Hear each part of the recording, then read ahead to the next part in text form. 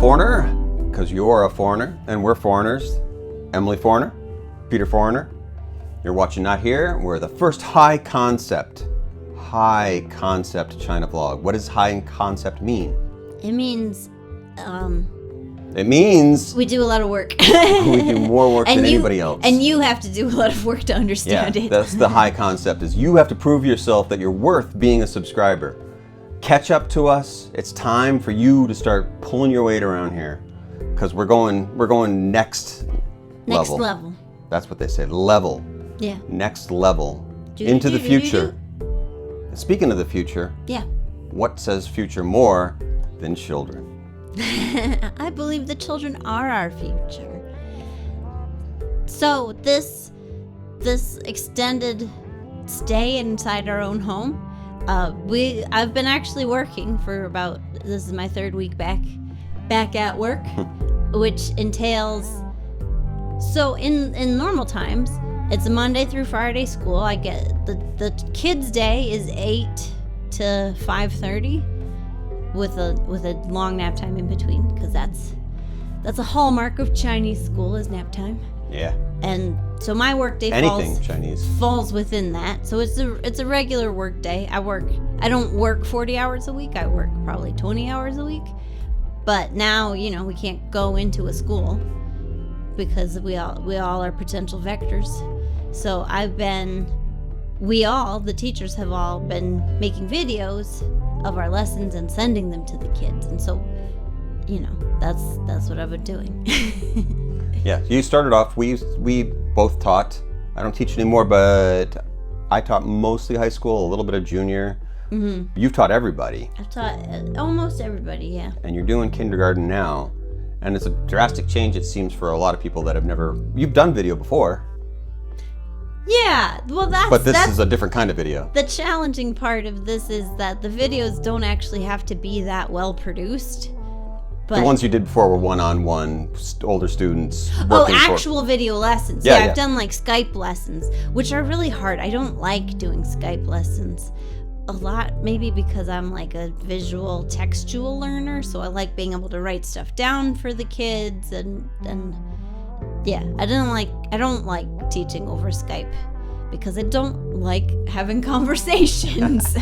You're more front of the classroom. Yeah, or let you talk without having me talk a lot. So keep talking. Yeah, so now I'm shy. Teacher, what am I supposed to do for the rest of this video? So I'm learning what on the videos? So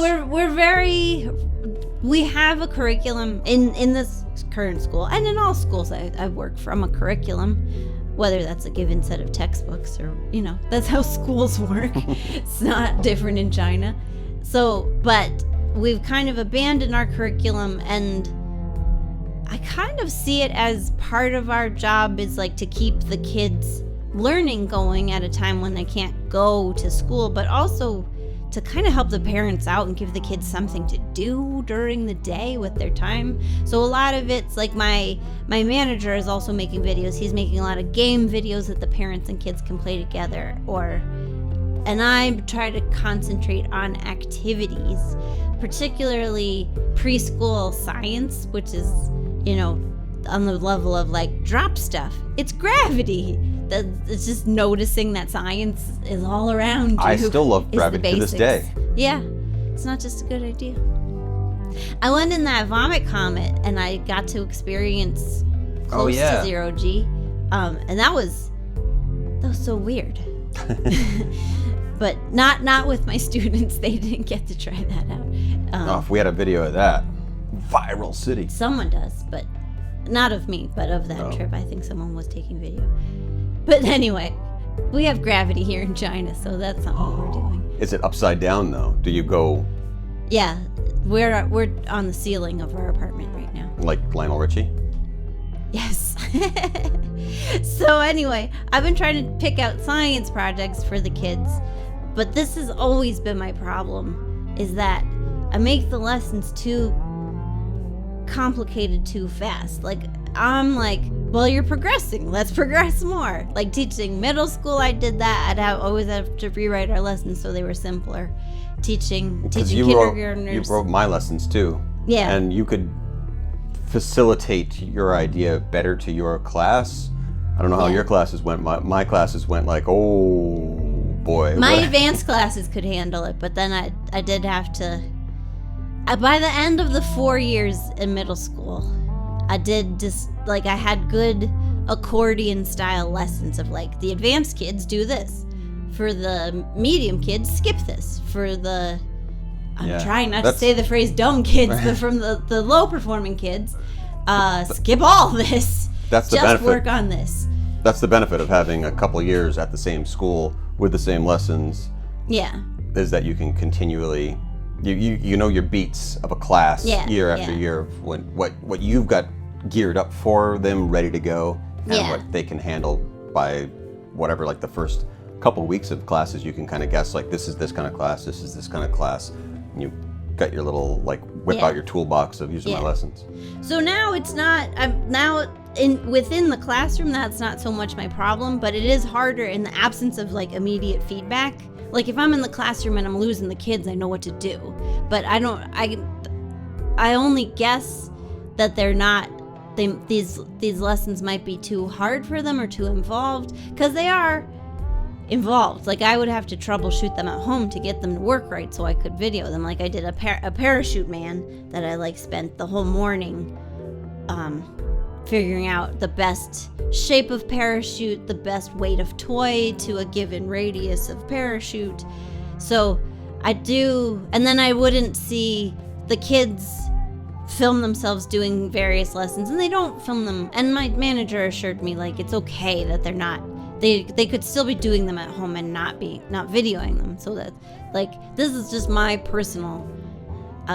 If they're not responding to the lessons, if I'm not getting any comments on the video, what can I do differently? We've got the same problem here at YouTube. That's what I was alluding to. So today's lesson I scaled way back, and we just did how to make the bed, and so I showed the parts of the bed and you know, then make a bed, which is also because they're preschool kids, and I noticed like their lessons in Chinese, they're not, well, they're learning some Chinese. They are focusing on stuff like zipping up your own jacket, brushing your counting teeth. beans, counting beans, which is actually, it practices counting, but then also practices their small motor skills. So yeah, I went with make the bed. You could roll the clip now, maybe. Hello, let's make the bed. Are we ready to go? I think so. We got all the lights. You got all your gizmos, all your props. Yeah, I'm gonna hit record too. This is Make the Bed, February. Well, you're gonna stand there? Or could you stand over here? Yeah, I can see your actions. So like here, is that good? Yeah, I think that's good. You are you clocked? Not yet. February 23rd. Hello everyone, Teacher Emily here. You can see this stuff, right? Yep, that's perfect. Can you see, like, if I address the camera? Have a seat and I'll tell you if you're in the right. Let's make the bed.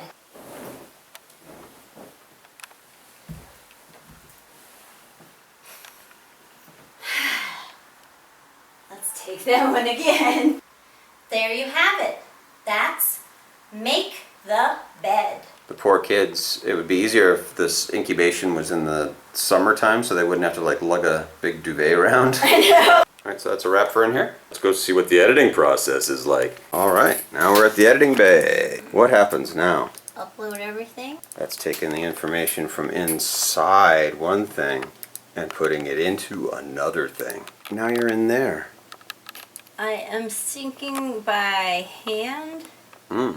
Just because You're searching like qualities? that's what sometimes we do. Sometimes Furrowed brow. Total concentration. Alright, it is synced. Just like that. So we take that dialogue off. And then the first thing we do is chop off the front and back. Just like gutting a fish. I don't think you cut off the front and back. Now let's see how to make the bed. Do you want to color correct this and stuff before I start cutting everything up? Sure. Tag, you're it. Command 7. That pulls up this little guy. The exposures, the black over here, and I bring them down. And we can get you some color in there for your paleness. Sometimes it gives you a lot of extra red. So I just come down here to curves. You can see there's a red line here. I'll just drag it down a little bit. You'll never know. And just throw sharpen on there. So for sound, we click the sound button. And I usually go for way up to here. So we're gonna need to crank this shit up. See where that gets us. Here you go. Let's make the Whoa! bed. Sound and color editing done. Let's send it off to the next department. Simple cuts. Sheet. And the blanket we did twice, so we're just gonna skip to the second one. That's pretty good. I'm gonna put a transition in there, I think. She makes her decision right there. It's easy knowing what I said to just look for the sound waves of when I start talking. There you have it. That's make the bed. Now it's your turn. Go make the bed. Goodbye. Okay, so now I'm gonna add some transition. Oh, sexy transitions. And because it's for kids, I like playing with. Not sexy transitions. That's actually kind of funny because it looks like here at Beddings and Beds, Blanket. we have beds. Last. I like that. 2. Pillow. You want music? Sure. And under Western Toilet, drag that down, maybe turn it to like either -10 or -15. Teacher Emily here, and this is my bed. So just chop it off and you're good to go. And so how many of these do you make a week? 2. And we started a little after 2 o'clock making this, right? I think so. It was 2 to 2:30 or something. I don't know, actually. And that's it. Make sure you put your tools away. These are mildly expensive. Stay hydrated. Hello everyone, Teacher Emily here, and this is my bed. Today we're going to talk about make the bed. Let's learn 4 words. Number 1, bed. Bed. 2, pillow. Pillow. Number 3, sheet. Sheet. Number 4, blanket. Blanket. So we have bed, pillow, sheet, blanket. Now let's see how to make the bed. Let's make the bed. First, we put the sheet.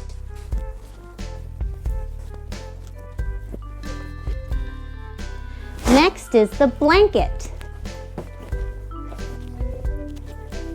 Last is the pillow. I have 2 pillows. 1, 2. There you have it. That's make the bed. Now it's your turn. Go make the bed. Goodbye. Wow, that was a great clip. Yeah, but so I was like very simple about the lesson because also I'm trying not to. Peter and I do have other stuff we want to do. So like when I found myself, the last video I did was make a color spinner and I just had all kinds of technical problems making it work. So I don't want to spend all day making these videos. And I'm definitely already going above and beyond what was asked of me just because I happen to like making videos. So it is like, I'm not going to make a shaky handheld. Like you do, you don't even teach there, and you're doing color correction on my videos. And part of it's the pride of like, if these parents hear later of our filmmaking activities and they think back and the videos I sent them weren't that good, then like that's not good for our professional reputation. But also, I don't want to turn in work. Right. Yeah. I mean, it's teacher's pet. I want to turn in the best videos. it's for the children. Yeah.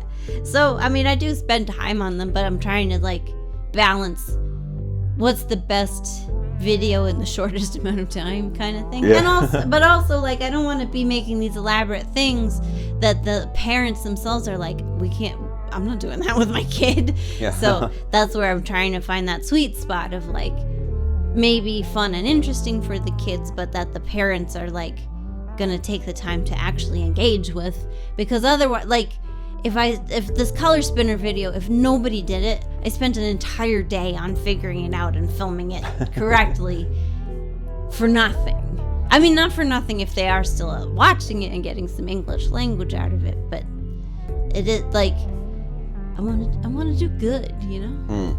So how could comparatively to your average day, like in class, like what would you rather be doing? Well, making videos from home is much less of a time commitment than going to school. Like I'm not spending 20 hours a week on making videos. So it is like just in the fact of free time to do art projects. If I could always get paid to make 2 videos a week, but the same salary as going to school for 20 hours a week, I would take that deal. But that deal's not on offer. Because a lot of people come here, us included, with like, I don't know anything about China. Yeah. Did you ever even think that you would teach anything, let alone English? Like, so by the time you actually get here and you teach a whole bunch of different age groups, and then you find yourself like for a couple hours a week making a video for a month. Yeah. Like, how did we even get to this point? It seems like a ridiculous life to be having. Well, I mean, I TA'd in college, and I tutored friends and stuff in high school, but I never intended to be a teacher. And when we came here 8 years ago, it was kind of the tail end of like scumbag English teachers, right, where you could just roll up with no credentials and like, as long as you showed up, then you got paid. Which a lot of people now that have left the country are calling the golden era when things were good. Yeah, because I mean, like, that was the ideal. That, I mean, you and I didn't come over here to just be scumbags, but we wanted a day job. Like, it's weird to tell people that teaching is my day job, but we wanted a day job that didn't take too much of our time and energy, so we could devote that to other things. I mean, I considered all the 20 years that I worked in media, in newspapers and software and comic books and everything, that was my day job. So whether it's teaching or it's working in a New York newspaper, like, that's what I do during the day. Like, it's like one of those weird things that whenever you talk to people outside of America, non-Americans, the rest of the world other than America, and you're on vacation somewhere and they say, hey, what do you do? And you're like, I work at a newspaper. Like, they're like, no. Your hobbies. Yeah. What kind of life do you lead? Not. Yeah. So like when you're actually here and you're like, oh, you're actually right now spending a lot more time working on what you do, and your job, what you do is like this big. Yeah, because over those 8 years, the expectations for foreign teachers really turned into like, this is an actual job. I had a different job at a different school where I worked. The contract was 30 hours a week with overtime, and they were generous about the overtime, but they really wanted you to work like 40, 50. If I wanted to work 60 hours a week, they would have let me. I wanted to work 10 hours a week.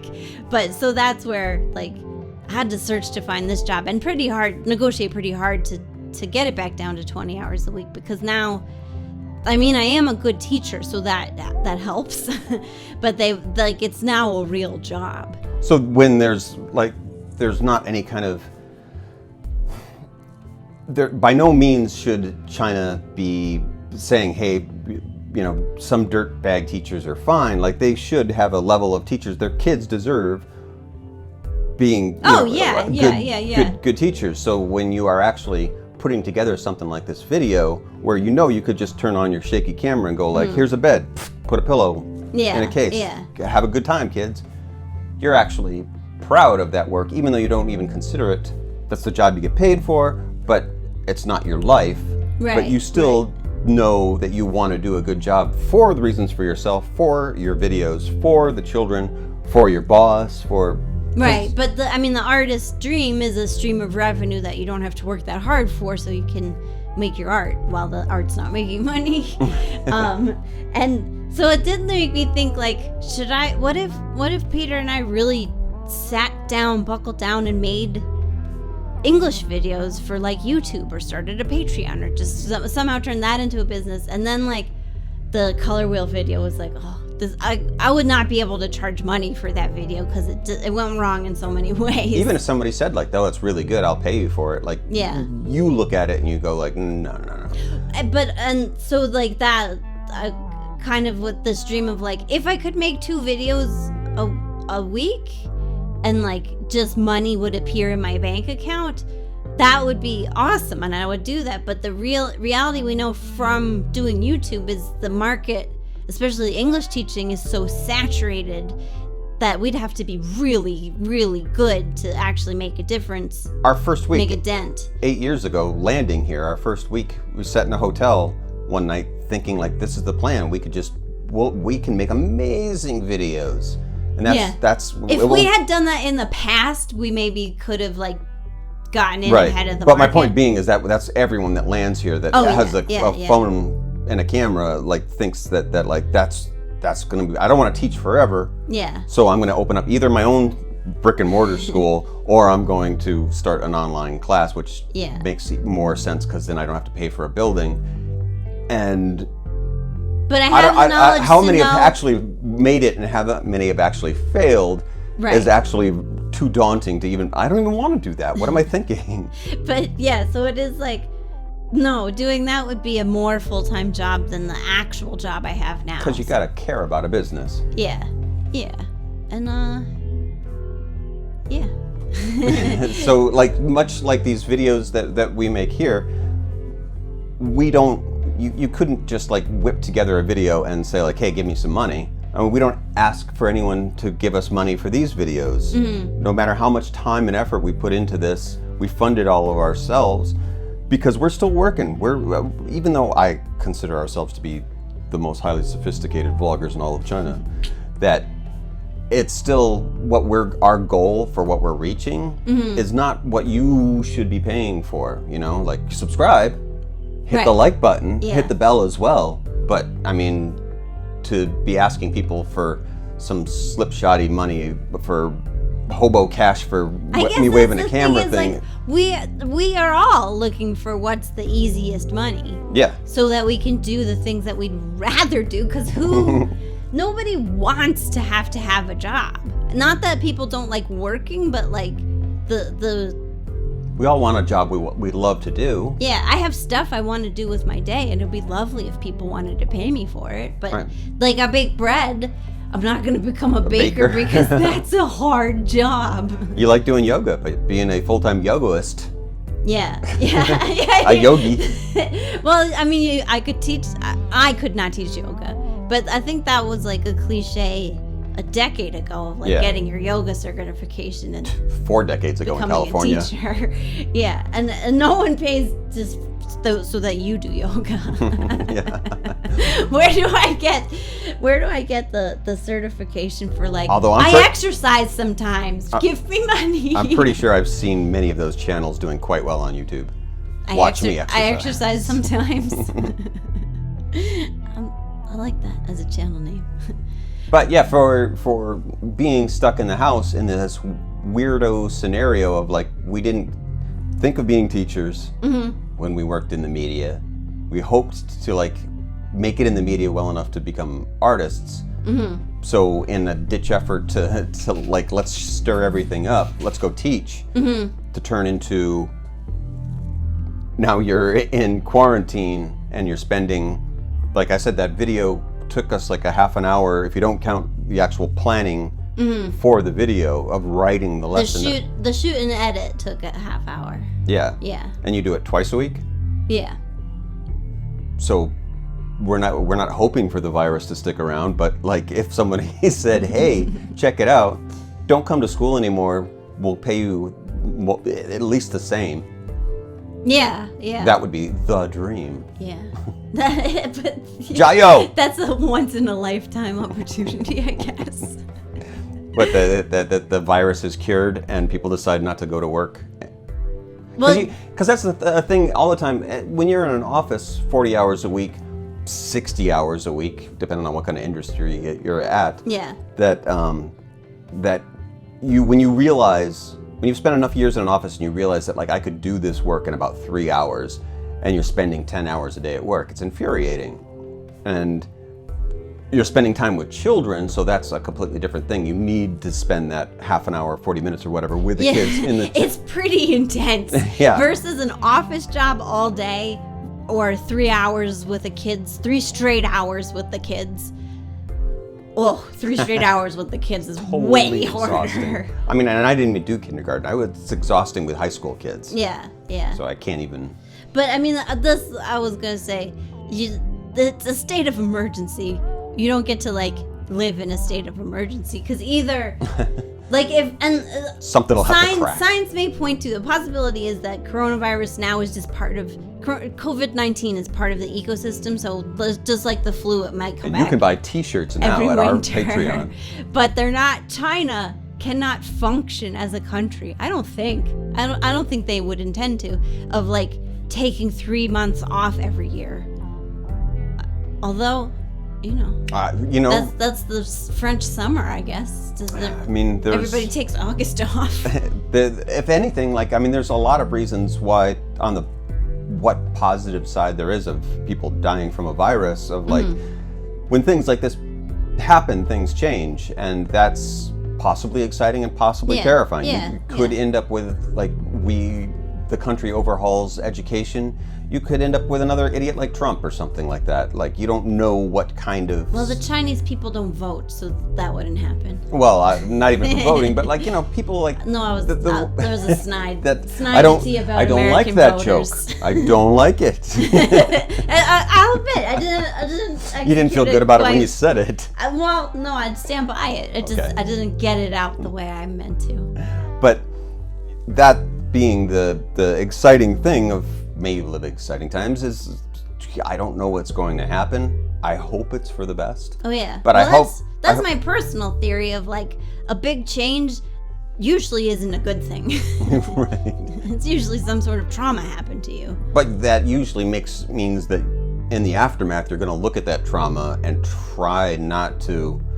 I mean, I can't explain America. I don't know what our problem is. But you're supposed to look at traumas and say, like, let's not do that again. Well, yeah, the healthy, resilient move would be to, like, learn what you can from that trauma and build a better life on top of that. Which, it's hard. It's hard to do. I feel ready for a noodle. To you.